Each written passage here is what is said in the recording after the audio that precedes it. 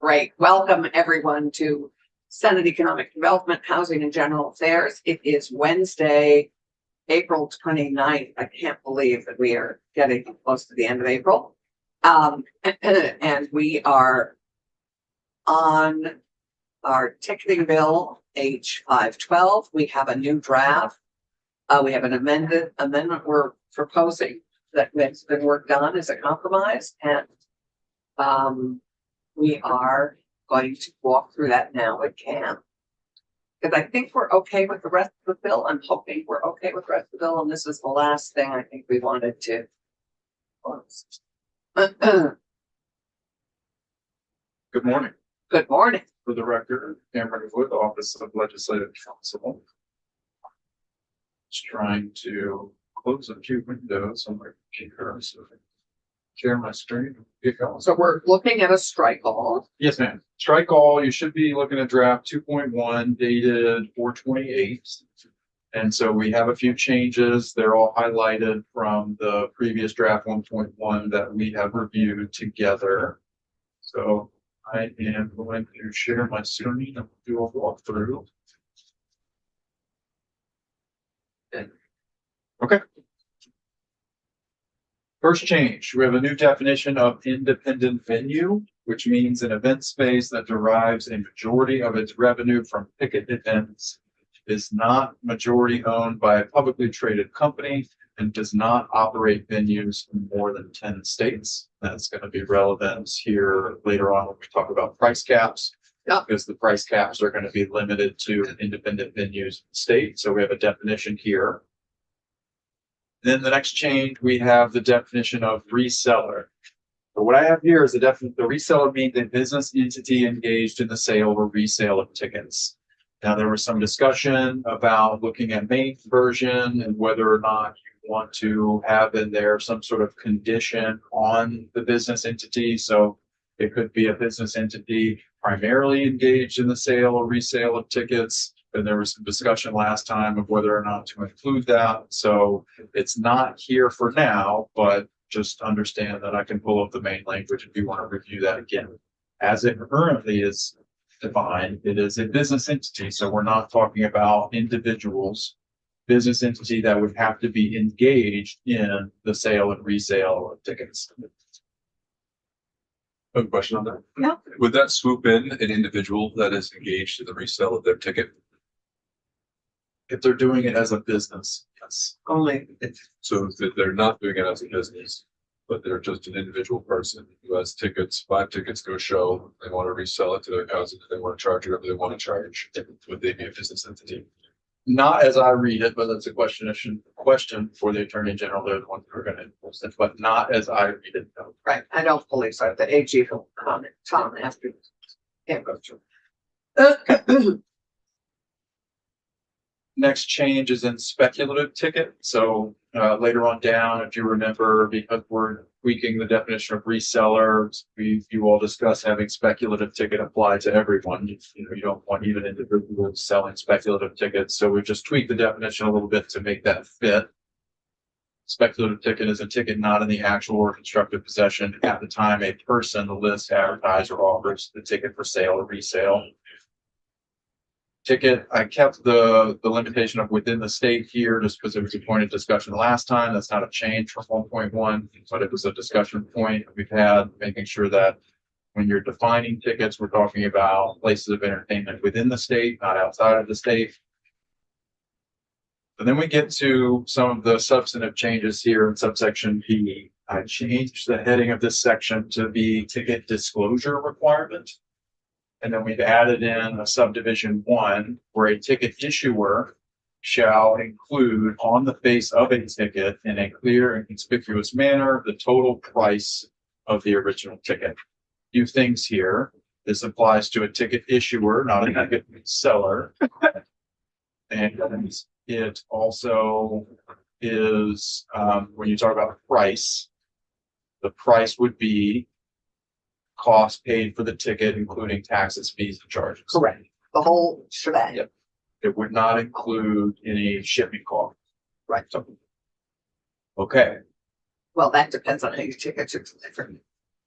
Agreed. The personal limit, I mean, it really should be cost, but So the next, there's no other change here in the disclosure requirements of the secondary ticket exchange. Still has to provide a statement informing customers that they're purchasing from a reseller and information on the cap that's in subsection C. So then when we get to the cap, C1, a ticket reseller shall not sell or offer for sale a ticket at a price greater than 110% of the price of the original ticket.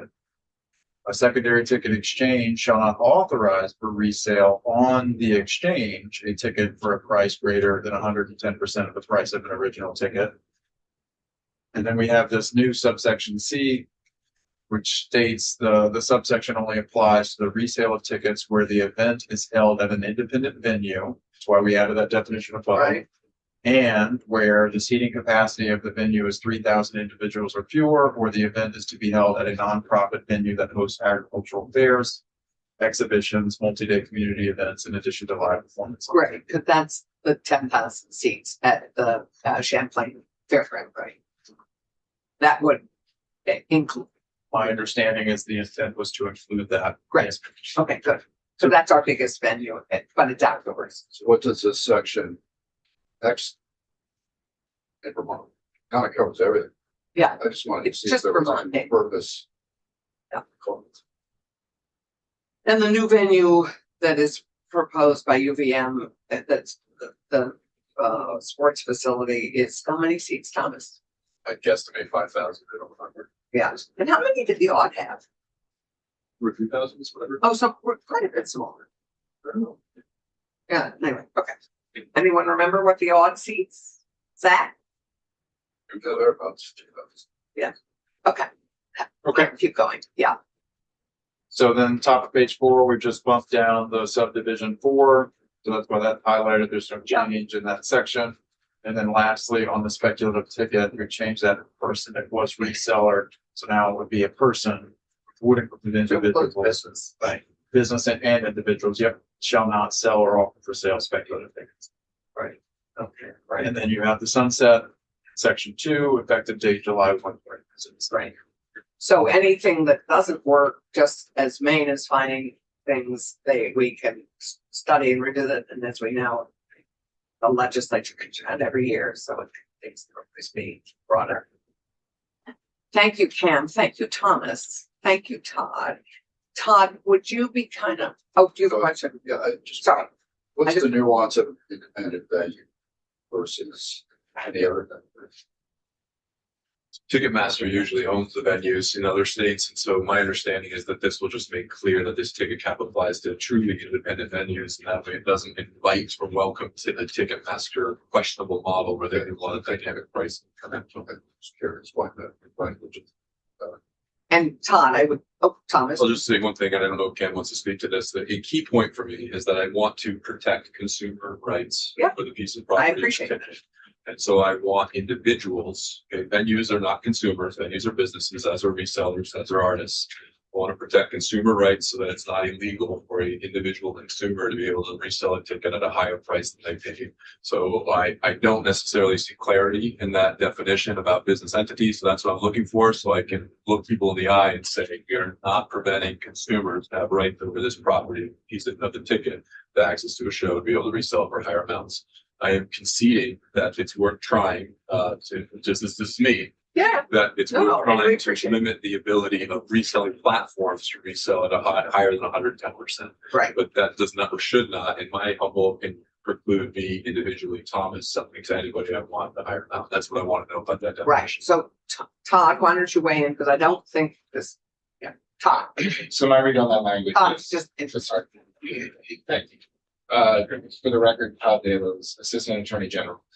My read on that language is it with a very small, unlikely exception would exclude individuals. And that very small, unlikely exception is somebody who literally is deriving for most of their income through non-secondary ticket market and sales of tickets. Right. And it is hard for me to imagine how that would get on the AG's radar or state's attorney's radar. But that there's a legal test for when an individual shift to operating as a business, even if they don't register with the Secretary of State or officially incorporate.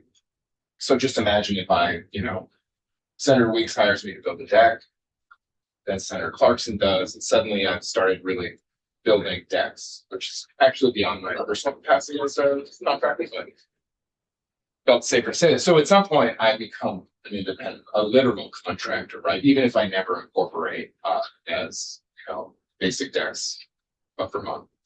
That's the only circumstance. So, imagining that in this context is pretty hard to do. So you think individuals protected in this? I think the vast majority of people who are gonna fall into the category of that Senator Chin has suggested, I just don't see it. Okay. I'm just expecting a definition of business entity. Why do we not have that in this? To use that term as a definition in this section.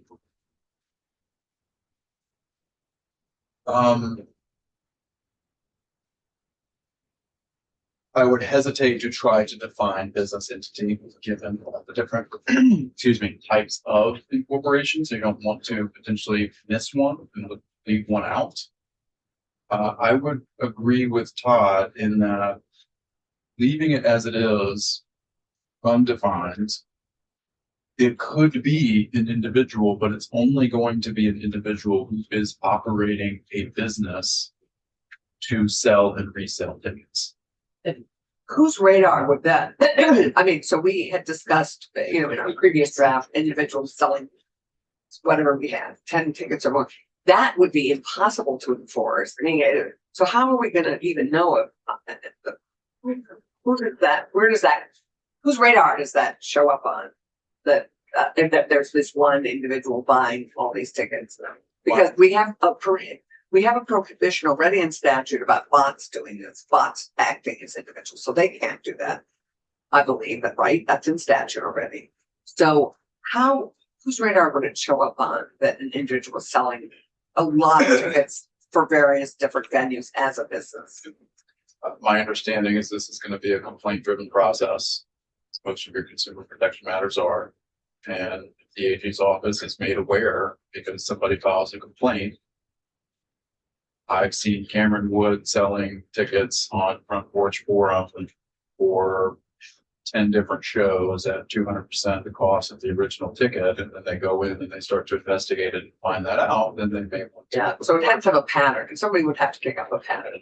Yeah. So again, I don't need to be a yes. If there's the votes to move this forward. We need you to be. For me to be a yes, I would like to see this revised to have more of that intent language that I passed, where a ticket reseller means a business entity that regularly engages in the purchase of tickets with the intent to resell for a profit, excluding individual consumer purchasing for personal use.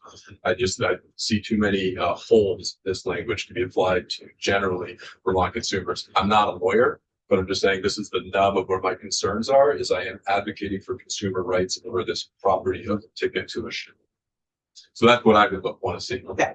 And what Todd and Cameron tell us, just share with us what the challenges are there. I won't share challenges. I can draft it up with a policy decision for you all. Okay. I can understand if you want to add specifically to say, business entity is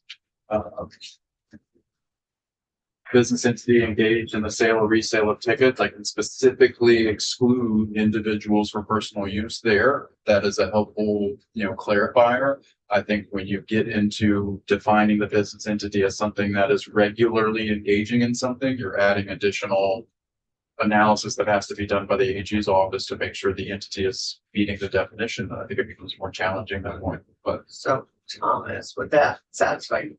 Look, I just saw this language for the first time Yeah. 10 minutes ago, and so I'd love to see what he just said and just overlay that with my understanding of the greater context of this. So I'm not comfortable enough with just business entity in this. I hear you. I don't think it focuses on intent and practice, and I think it was an average Vermonters that I don't want it to be against the law for them to charge what they want for a ticket to a show that they can't return to that show, and might want to charge a little bit under 10%. But again, I might be out on. Can you want 1 second? Love to hear other See if you thoughts. can look at that. I am going to write something Okay. while I'm we're going to talking. get water. And then what? Julie, don't go on fire? No. They can be I can wait to. Hmm? We can continue. I mean, so do you agree? I mean, is it useful? to So have- is this is this, how how is this sitting with the two of you? Because with that change, I would be happy to get, to move this bill forward. Yeah, so far, well. Yeah. Great. I'm not entirely enthusiastic about the bill which you published for Cabbage.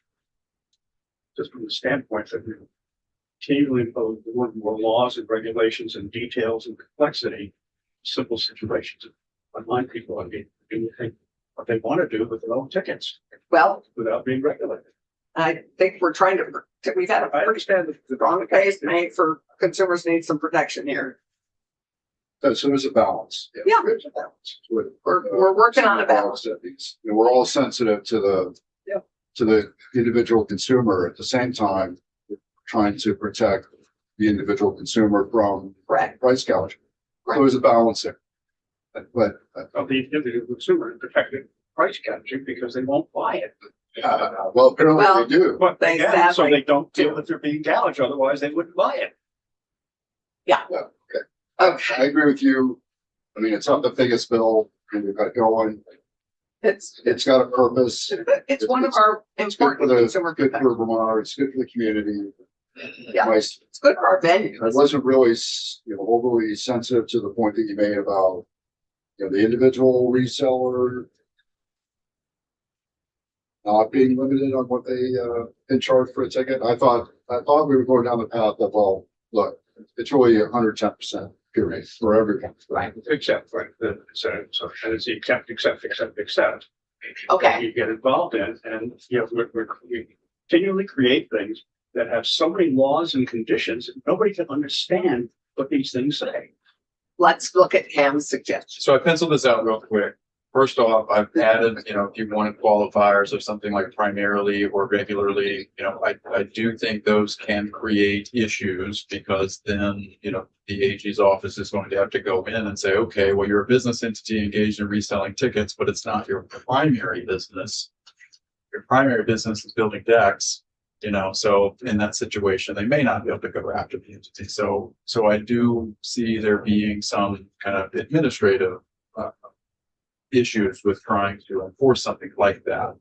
But I did add this second sentence, a reseller does not include an individual reselling a ticket purchased for personal use, to just make it explicitly clear that that's not included in that definition.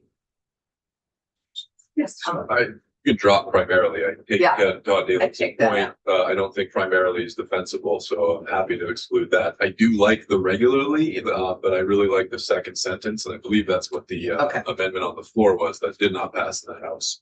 And that makes me feel much more comfortable so that I can protect consumer rights over the reselling of their tickets, not make it a crime if they accidentally charge their cousin twice what they paid. I really don't sell tickets to my cousins. I just Not anymore, you don't. Cat's out of the bag. So Todd, As Cameron said, absolutely policy question. From an enforcement perspective, but any qualifier on engaged, so the turquoise language up there is a challenge, right? This is my joking testimony earlier, sort of like, we're gonna have to do math. What does regularly engaged mean? What does primarily engaged mean? Certainly from my perspective, a business entity that if they're making their money in a different way, do they need to make more than 110% on the ticket? I mean, to your point, Senator, keeping it clean and simple, just beneath the business, simple. not an individual.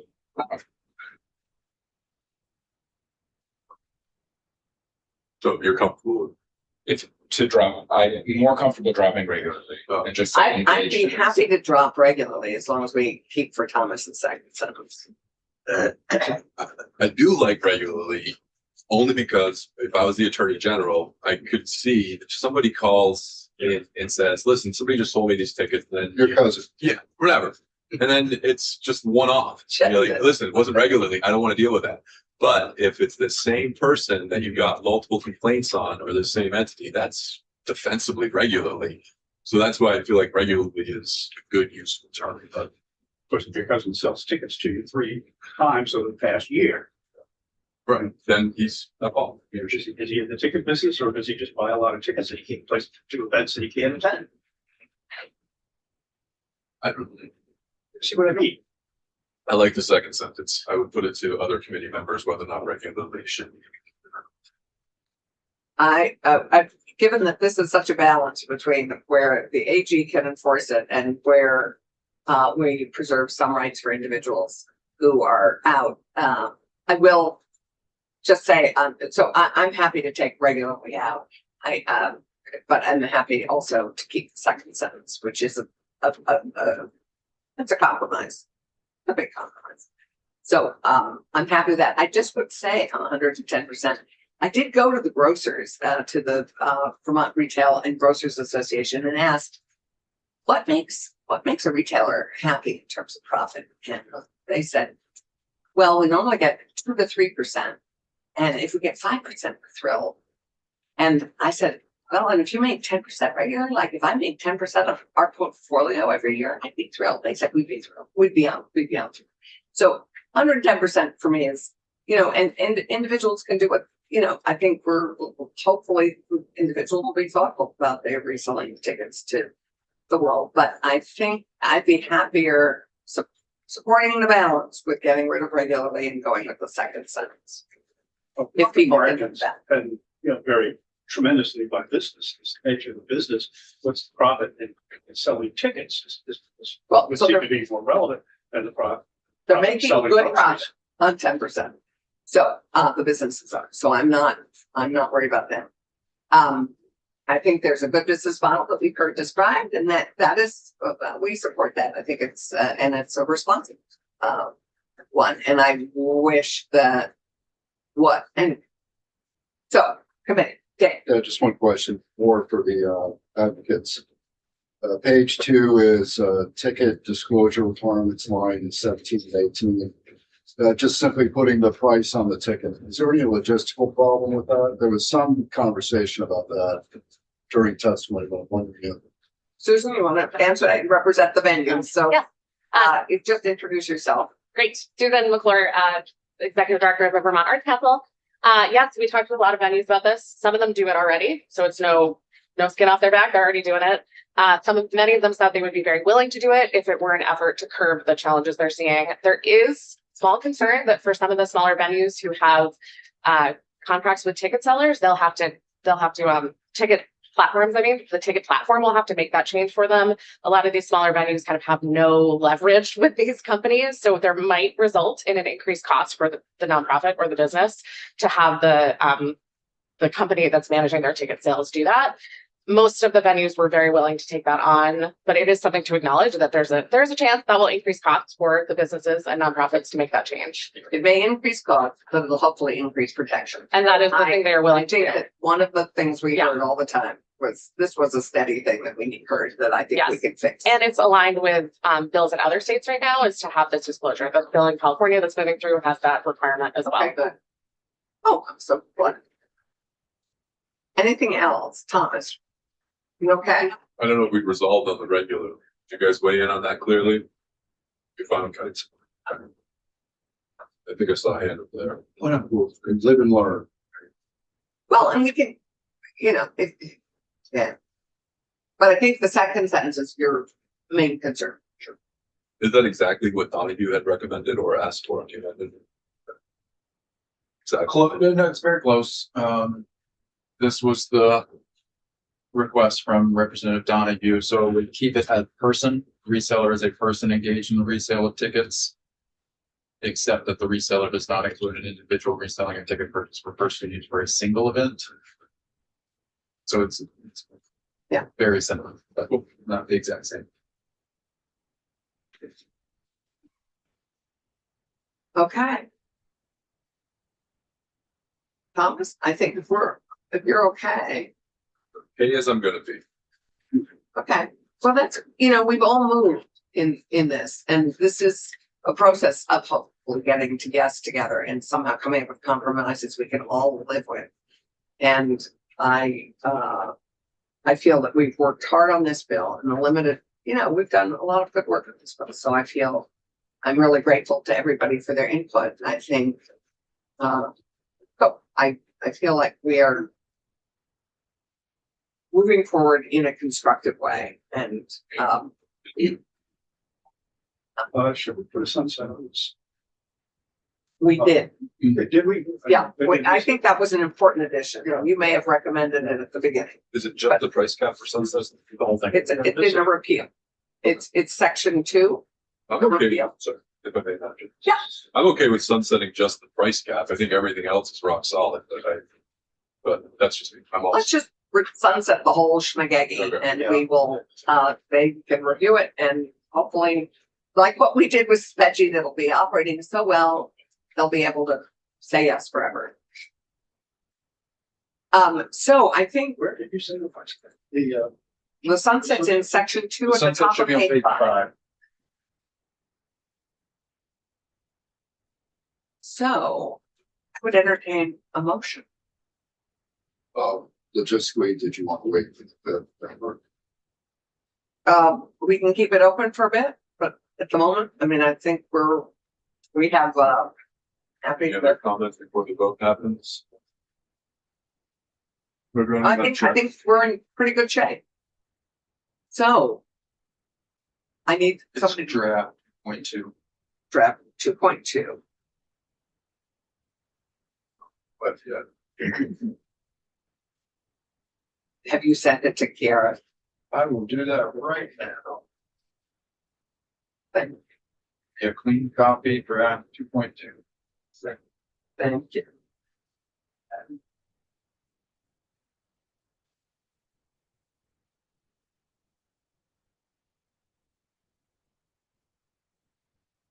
And we'll keep it open. I don't know where she is. Hopefully, have her in here soon. Of the bill. An act relating to the regulation of the event ticketing market. Yes, sir.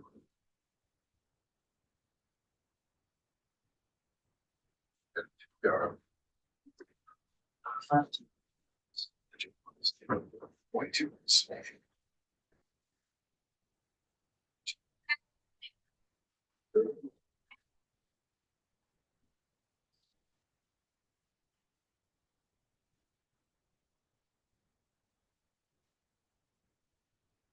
Okay, sent. Yeah, That means yes. No, ma'am. That means no. Not yet. No.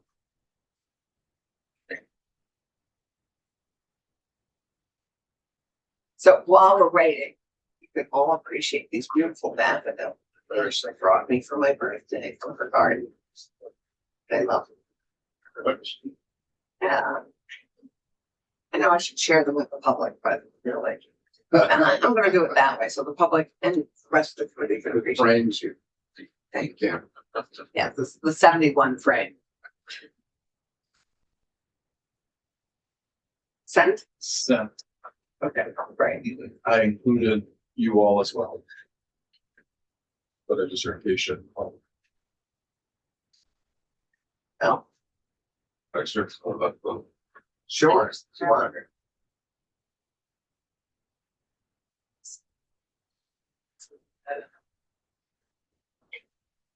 And just while we're waiting, at 9:15, we're gonna hear from John Gray and Michael Don about a fix to the special assessment district in 775.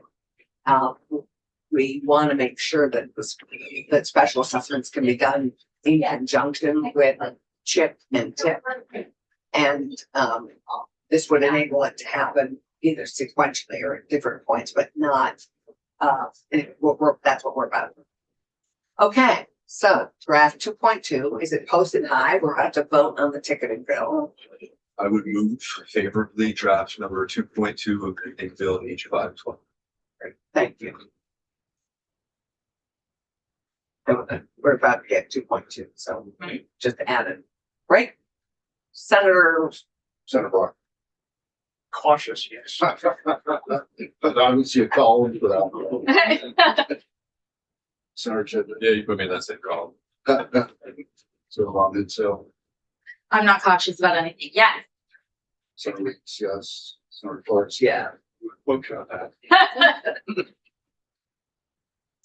your parent, you're cautious about something. Thank you. And, any interest in reporting this? I'm happy to report it if nobody else wants to report it, but. Okay, do you want to report it? No, I think, but Thomas? I was kind of gesturing towards Thomas because I I think think people are gonna get into their own like concert experiences, and I think Thomas has demonstrated a lot. this is the Noah Khan man. You are the theater, so you are Maybe welcome to do this, madam. Maybe this short bill, we could have two reporters. Oh. Maybe you could sing a Noah Khan, support. Maybe you could sing the Noah. I Khan. would love if you would report the bill. Yeah. Happy to do that. Happy to do that. Thank you all. This was great. Thank you for your work. Thank you, everybody, for working. Thomas, Cam, Todd in particular, thank you very much for your work. And Susan and Thank you. everybody, thank you all. Thank you. So it's been good to get to know you. Appreciate your work on this. Yeah, no, I mean, the gift of each bill that opens up a whole new world that we didn't necessarily any of us know about. So and we all get educated in an arena that we might not have. We're going to take a break for 3 minutes and we will start again on H77.